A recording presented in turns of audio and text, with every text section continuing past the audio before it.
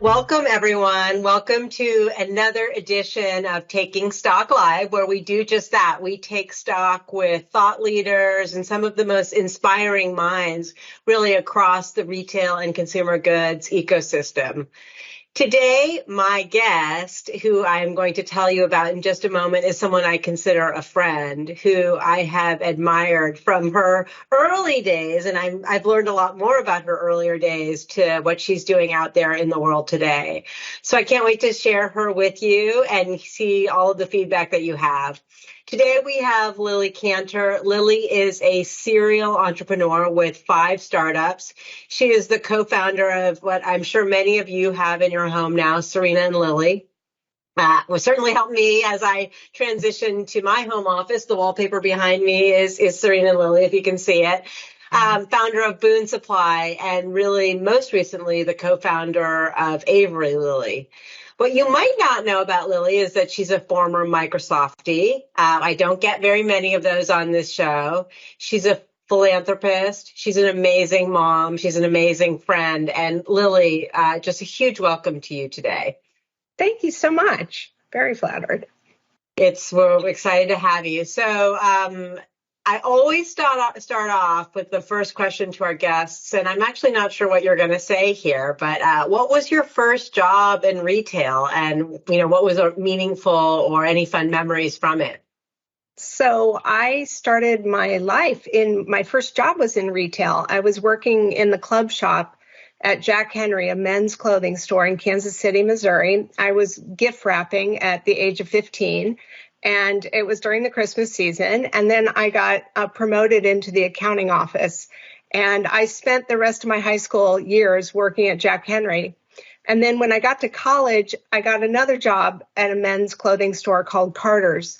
And I worked all 4 years in men's clothing. And in that company, in that petri dish of Carter's men's clothier, was Katie Brosnahan, who then became Kate Spade, and Andy Spade was also working there. We were all working there in college. So 2 retail brands out of the same clothing store in Carter's. So go figure.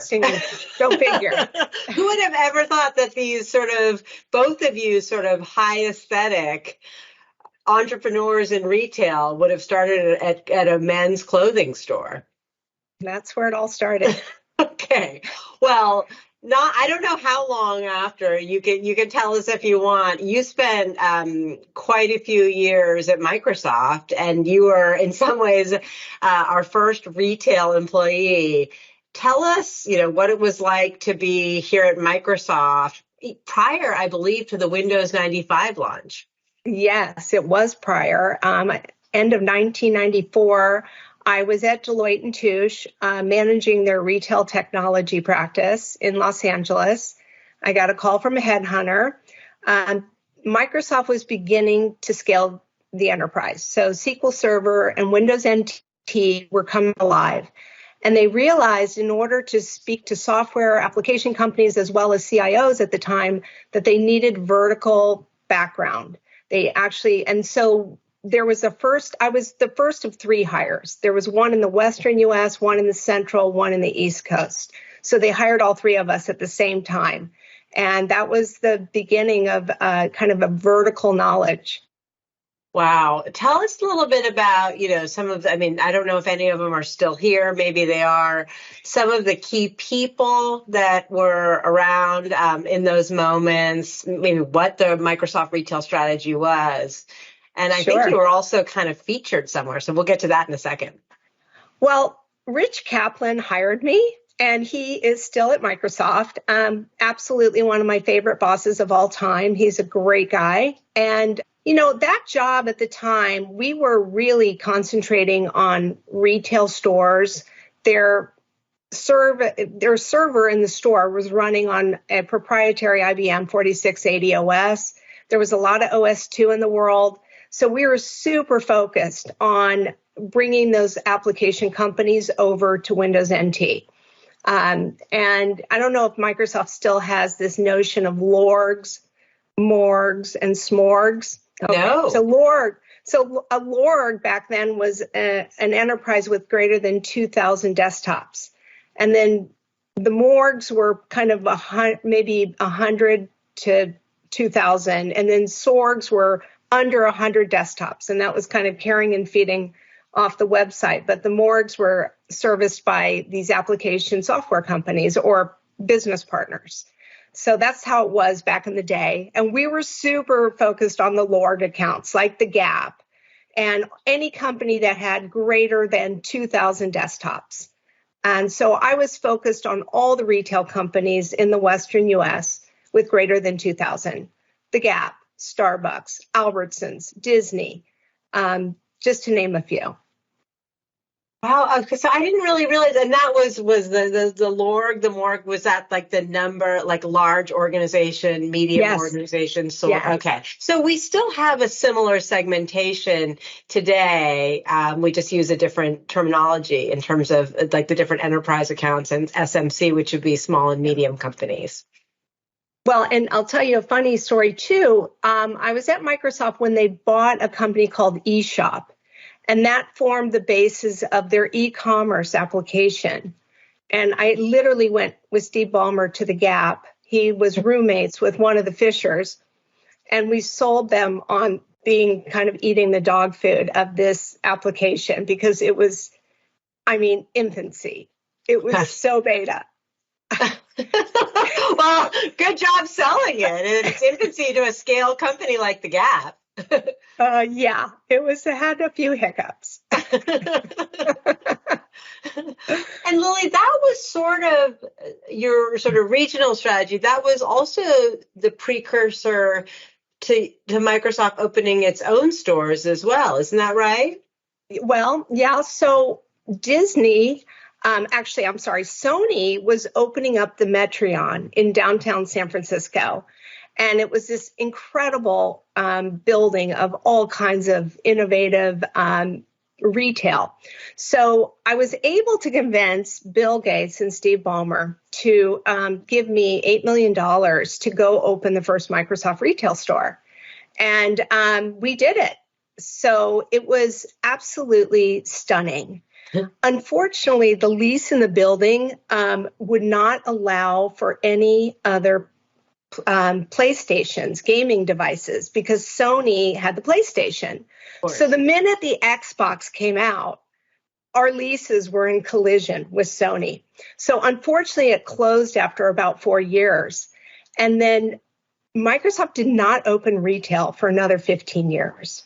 So it was literally a store before the Apple stores came about. And, at that time at Microsoft, the head of retail, who was managing CompUSA, Best Buy, Walmart, all these major accounts, said we can't compete with our channel. There was such an anti-compete with the channel strategy in those days.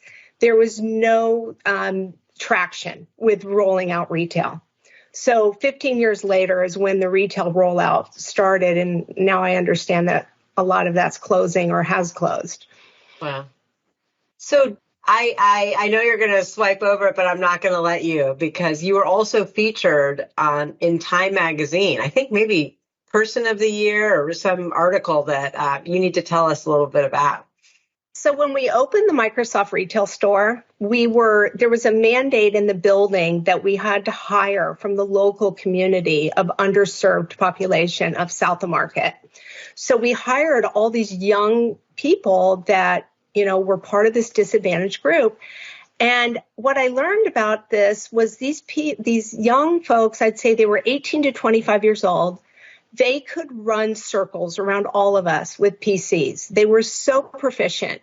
And I thought to myself, what's holding these, young people away from a tech job? And the reality, it was education. They had not gone to college and they had no certifications. So I saw an opportunity to help them get certified. Microsoft Certified Professional at the time was an MCP. And so I funded 15 of them in this, had this little academy, and I was mentoring them, and we go to Starbucks and have coffee once a week.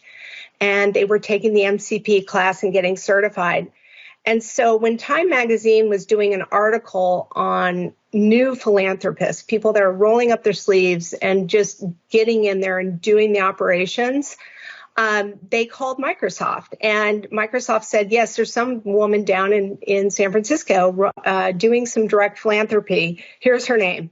And they came out, they interviewed me for a whole day with all the students that were in the program, and literally, shot photos for 3 hours and then never ran the article. And so 6 months later, they called me up on a Friday afternoon and they were fact checking, spelling of my name, how old I am. Nope, I'm actually a year older now.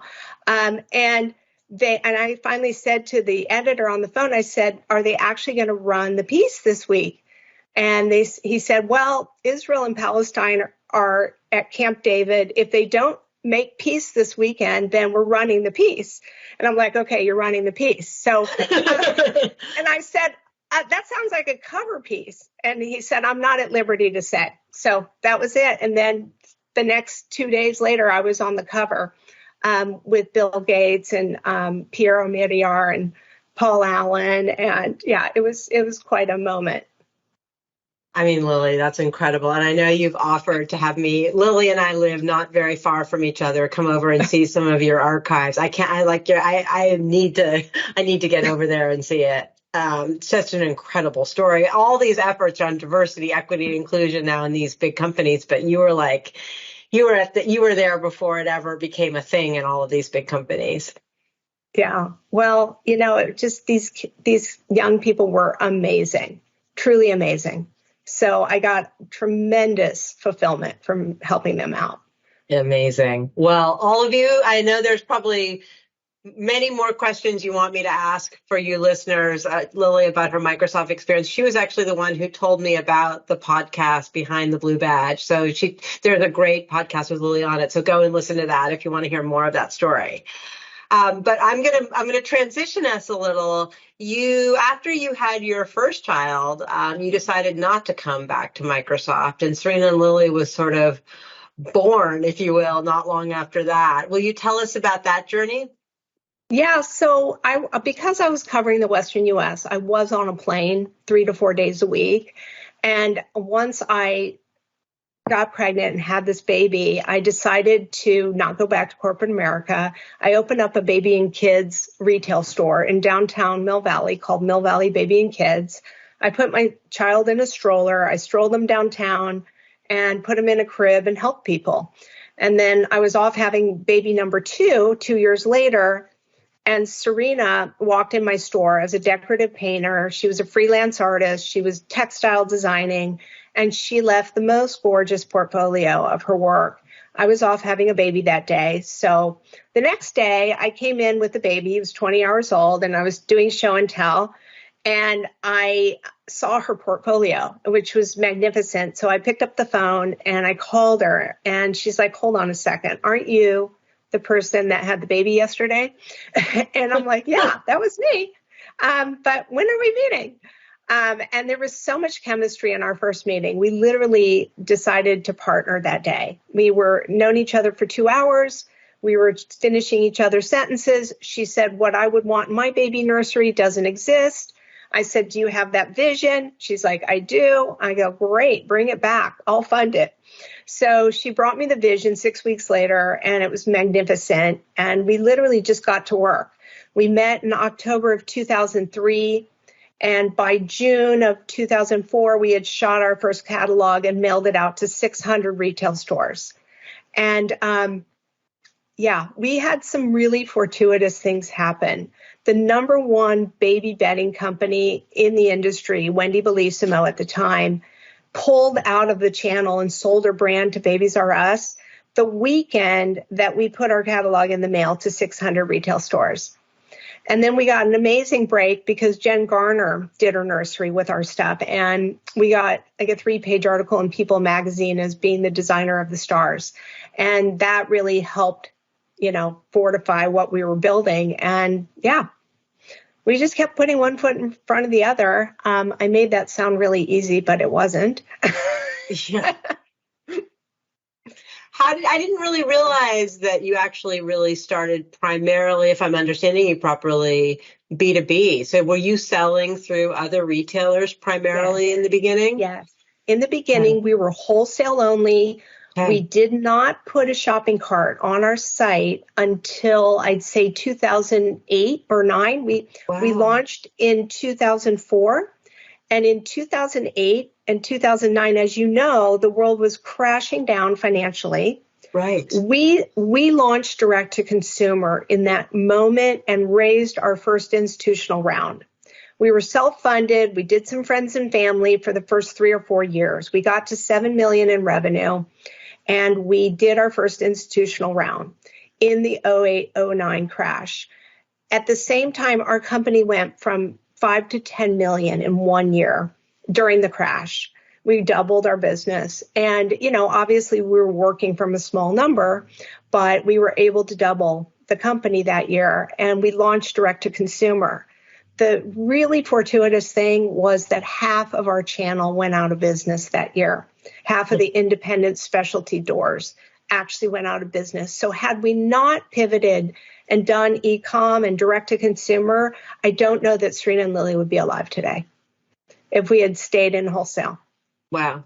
I mean, that's especially fast forward to where we are right now in 2022, where so many retailers are, going through a similar consolidation and trying to figure out how to do more with a lot less. I just say, to your point, it's a smaller base, but it's so heartening to hear somebody double their business in the context of such incredible headwinds.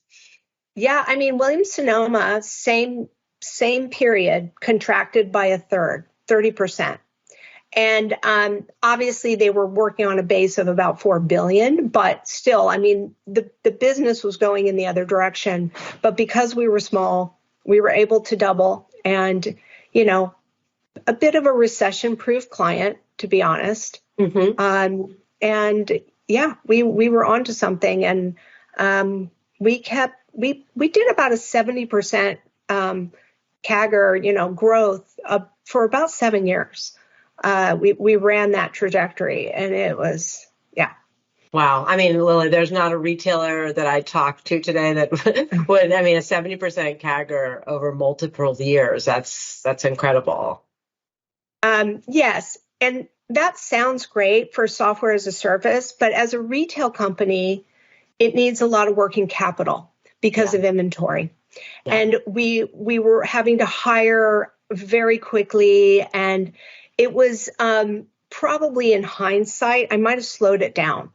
Gordon Siegel, who built Crate and Barrel over 30 years, told me that I was absolutely the most insane person he had ever met. And he said the fastest he ever grew his company was 11%. And even that year was hard, but he literally built that company brick by brick. And I don't know if you can do that today. I'm not even positive. I think or else somebody's going to eat your lunch. They're just going to copy you, and they're going to scale it. And I don't think you have that luxury anymore. Well, you also clearly, just listening to you talk, have such a deep, and maybe it came from your Deloitte days, like you have such a deep understanding of the financials and the P&L of how retail, you have both the art and the science. Yeah. And I think that's a very rare thing to find in one body. Yeah, well, I am a CPA by trade. That's where I started my training, was in accounting, and I jumped the aisle and was a controller for a retail company, which is how I learned technology and retail and inventory planning and all these other things. But I'm a true home decor enthusiast. So I like to say that I was the quintessential buyer of Serena and Lily. So I could really pick the product. I was a good merchant. Serena was always the designer, but I could always tell you what was going to sell really well. And because I'm the buyer, right. And I love to decorate. So. Wow. So then at some point, I assume you and Serena collectively decided, as you would say, that you wanted to bring in some adult supervision, which I would imagine would be a really hard decision to make, given that it was another one of your babies. Tell us a little bit about that. Well, we started hiring adult supervision, I would say in about 2009, 2010, when we really started to scale up. We started bringing amazing people in from Pottery Barn and restoration and people that had real chops for retail and how to scale the business. So I would say our adult supervision hires started around 2010. And then in 2016, we got to a place where we'd already opened 2 stores. And our e-com business was doing great. Our catalog business was doing great. And it was really at this point just time to scale it. And that's when I decided to, I'd been in the company for 12 years. I'd run the company for 12 years. We were approaching 100 million in revenue. And I decided to hand it over to a CEO who had taken a brand from 300 million to 5 billion. And so that's who we brought in, and she's still there and she's scaling the company. And, at some point you have to know where your strengths are. I'm very self-aware that I'm a startup person and I enjoy the startup. When it becomes all about, all of the cross-departmental meetings, that was not for me. It just was, it was outside of what I enjoyed doing every day. I mean, that the self-awareness and where you get your energy is so critical. What were some of your biggest lessons learned? Well, I think there's a lot of really consistent first-time lessons. I actually teach a case study at Stanford on these themes, but there's some very important themes to first-time entrepreneurs. One of them is raising money from aligned capital. I think that's a really important one. I think in your early days, somebody writes you a term sheet, you're so excited, you're jumping up and down, and you're excited about the valuation.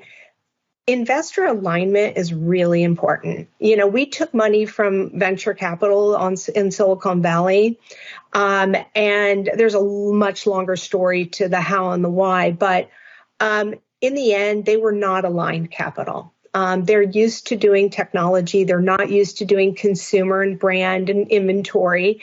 So not aligned capital. Don't raise money when you need it. Then you have choices. You can actually really decide. You can do your homework, get references. So raising money when you don't need it is a really important lesson of entrepreneurship. And then I think the really major one for first-time entrepreneurs is what I call managing your org chart and not doing title inflation too early. I think we're excited to give VP titles to people who really are manager or director level in order to be able to hire them, giving them that VP title, but then they aren't able to scale. And so then you have to bring in a VP or someone above them, and then all of a sudden you're in the SVP titles, and then the EV, and it's really tricky. So that's the one thing I just really caution people in the beginning of forecasting your org chart, and forecasting it in a way that you can manage it with integrity. And so that's the one area that I really focus on with first-time entrepreneurs. Gosh, I bet a lot of the people watching, Lily, are going to want to attend that class you teach at Stanford. just reiterating, really aligned capital. Hire, get the money or raise the money before you think you need it, and don't inflate your org. Yeah, because what you need from 0 to 5 million is so different than what you need from 5 to 25, from 25 to 50, and your org continues to evolve. And you just want to be able to do that with integrity, because the thing about entrepreneurs is anyone who helped them from 0 to 5, they would never let go. Like, it's just not in our nature to ever let anyone go that got us off the starting block. And so I think it's one of the hardest things entrepreneurs have to do is manage their org chart from the beginning. Wow. Yeah. Such great advice. So then maybe then the transition to Boon Supply, you obviously took some of those passions to Boon Supply. Tell the audience a little bit about what that is and the journey and the impact you've had on the world. Well, so we my husband and I started a small foundation when I left Microsoft, and I do get tremendous fulfillment from getting involved in a lot of different causes. But I thought, is there a way to actually reimagine capitalism? And somebody brought me the opportunity to buy a school fundraising company, and the whole industry's been frozen cookie dough, gift wrap, and chocolate bars for, I don't know, 100 years. And so this company was doing eco grocery bags. They had given back $75 million to schools. They were in 7,500 schools across America in all 50 states. And so I bought the assets in 2018, and we digitized the business. It was all on paper forms. It was on paper forms, and they were shipping the product to the schools. And I'm like, this is nuts. So we brought it into the 21st century, and we digitized the business. And we had a $19 million year in 2019. And sadly, COVID hit in 2020. We've had, we've survived. It's been a tough 2.5 years. I'm not going to sugarcoat it, but we are here. And we've given back collectively $103 million back to schools and team sports, including the $75 million that the prior company, but we've given back $28 million since 2018. So it's a powerful model. We give back 40% of our revenue back to the schools. And it's basically, we built e-commerce on top of GoFundMe. You can launch a fundraiser for any cause, share it with your friends, they buy, and 40% goes back to your cause. Mm-hmm. So you basically cut out your marketing expense. In retail, that would maybe be 15 to 25%, right. Because your fundraisers are your marketing. We are working on creating a SaaS platform. We think it's a really powerful way to incent employees. Like, pick your favorite brand. And if you can imagine that favorite brand being able to open up a platform for their employees, especially for their overstocks or, the inventory that's going to outlet store, imagine the idea of an impact store and that you can raise money for any cause using that product. So that's how we're thinking. Amazing. Well, that's how we're evolving. When you're ready for a tech platform to build that on, you know who to call. That's definitely such a great idea. You've worn so many hats so incredibly well, from working for a big tech company, obviously a retail and lifestyle brand, being an entrepreneur and a philanthropist. What advice would you give to, I don't know if I'd say younger women, but just other women out there looking to, build their careers or potentially even start their own company?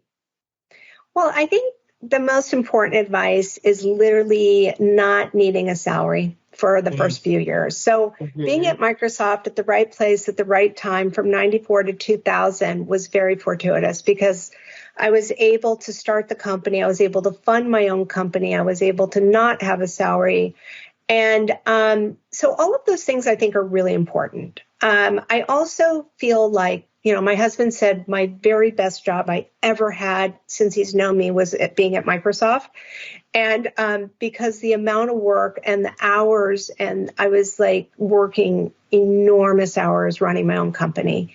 There was no shutting it off. And so I think that as glamorous as it is to run your own company, it has its own set of, challenges. And I think you need to really have it in your DNA to be an entrepreneur. I get a lot of calls. Can I pick your brain? I don't know how to start this. Can I pick your brain? I'm kind of like, if you don't know how to start a business, I don't recommend starting one, because I think it's either in you or it's not. It's like, I've been like, I ran a roller rink in my basement and charged the neighbors, I was like 10. You got that gene or you don't. I don't know. I think you're right. Honestly, also, I love hearing what you're saying about, kind of what your time at Microsoft afforded you to then go out and plug that into the natural entrepreneurial skills of like running, starting, leading that were already in you all along. I have so many valuable lessons I learned at Microsoft. I mean, from culture to how to scale, a lot of things, great company, loved working there, huge fan. I had a really amazing career at Microsoft. You also, just listening to you talk, you also have such a, and I don't know if this came from Yeah. Microsoft or not, but you have such a deep sense of like, this is what I'm building now, but this is my North Star. Like when even when you're talking about Boon Supply and, the SaaS platform Yeah. opportunity, like this is now, that's later. But being able to operate across all those sort of time horizons is not something you see among many people. Yeah. I have a kind of a go big or go home mentality to what I'm working on. And, with Serena, both she and I were like, let's make this thing really big. Literally, she walked out of my store after she met me for 2 hours and called her husband at that time and said, I think something really big just happened. And, she and I were always like, we kind of like subscribe to The Secret, that book, The Secret, where you actually like, you envision what it is you want to build or what, and you actually manifest it in what you're doing. Wow. I think you've clearly done that, and all of our homes and our lives really are better as a result of it.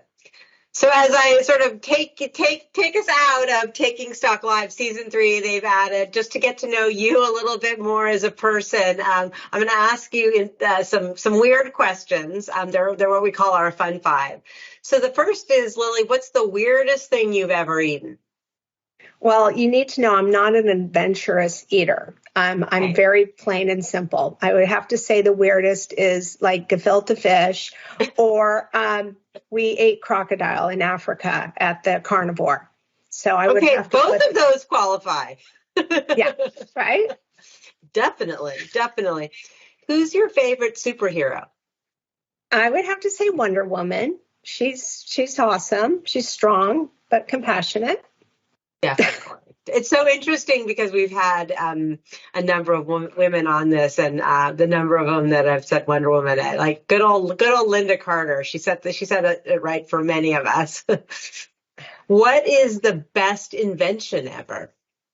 Well, I mean, there's all the obvious, right? You've got electricity, you've got cars, you've got airplanes, you've got vaccinations. I'm right up there with probably the epidural. After having 3 boys with very large heads. I have not gotten that one yet, and I totally agree with you. Okay, if you could be a fly on the wall in any conversation, who would you want to listen to and why? I would have to probably say the President of the United States, because I can't even imagine what that conversation sounds like every single day of their life, and what they're, having to be briefed on, or what the conversation is. So, and then what's the conversation back at home after being in the, situation room. So I would probably put that as my first. Wow, I could totally. I think the country would be better off if you were in that conversation, Lily. What would be your dream job and why? Well, I've been living my dream job. My new company, Averylily, is like a dream job because I love home decor, and I started another design company. But I love traveling the world. I mean, it's one of my husband and my greatest passions. So I'd say a travel writer to go to all the, 200 countries. I think that would be so fun. Wow. Well, maybe in a way, Averylily is like a travel writing adventure of amazing products from around, curated from around the world. That is happening. We actually made our trip to Cape Town this summer and collected all kinds of curiosities. It's going to be fun. I can't wait to see where you go. Well, it's incredible. Lily, I know you have a very full and busy life, so I just want to deeply thank you for sharing your story from the very beginning all the way through to what you're doing now with all of us today. Thank you. That was fun. So fun, so fun. And for all of you out there watching, thanks for tuning in. I know you will send me lots of notes. You always do.